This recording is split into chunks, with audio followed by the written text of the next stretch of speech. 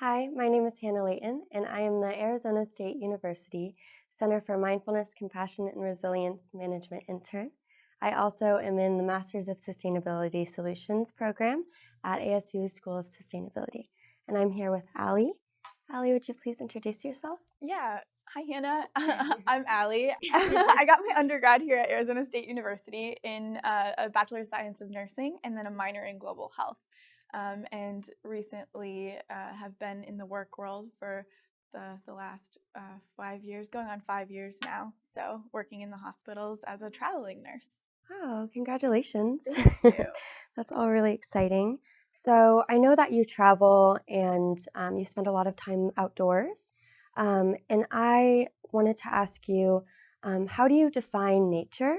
And what does this definition kind of mean to you personally? No matter what environment I'm in, whether it is a field of trees and a bird flying overhead, or if I'm in downtown Phoenix or the inner city, everything that is created essentially has been derived from some natural element or natural form. So in arguably literally everything that we see is a part of nature. It's just kind of we have to kind of ask ourselves, what was this in its rawest form, and how did it get to take form that it is now? So everything is kind of nature in a way. Yeah, I think that's a great point. It's kind of stepping out of this idea that nature is this subliminal, untouched side of the world, and kind of expanding that to it's not just that, but it's us as well, and it's the human ecosystems that we create. I think that's awesome. Kind of going off of that, what is your experience with pristine, the more pristine nature, the more untouched? It's easy to appreciate those because you can really recognize when nature is left untouched, just the exact potential that it has to become and to evolve in the way that it is meant to. I think is kind of awe-inspiring.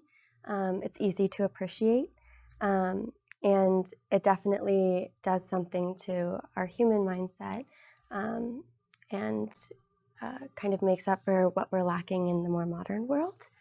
That kind of leads me to my next question. Has this connection with pristine nature, these experiences that you've had, have they impacted your relationship with the more developed world?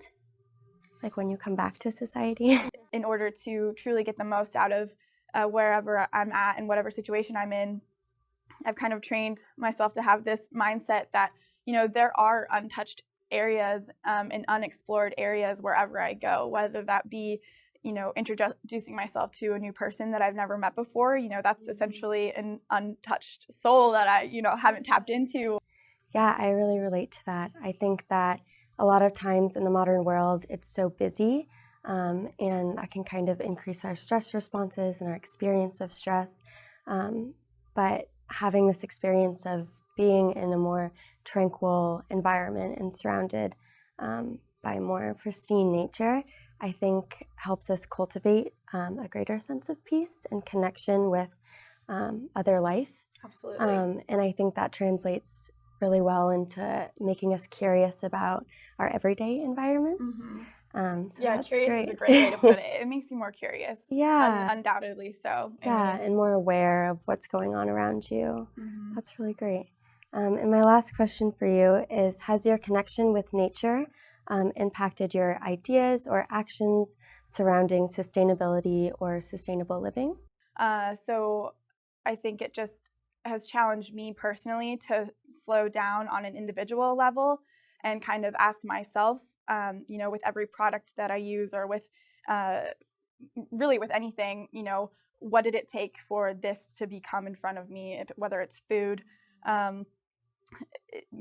Did it come from a farm, or has it had multiple processes to get it to the point where it was edible, or I also noticed the immediate effects of my environment when I'm out camping, that all my human waste, there's a whole rule of pack it in, pack it out. So you kind of just get this idea of just how much waste we generate on an individual level, and to maximize that when we're, not even thinking in our day-to-day in the city, just what kind of detrimental impact that can actually have. So So bringing that kind of mindful awareness of how is this connected to the natural side, and what is the impact of it, and just kind of bringing those questions into our daily life can make us respond in ways that are a lot more sustainable inherently. Yeah, definitely.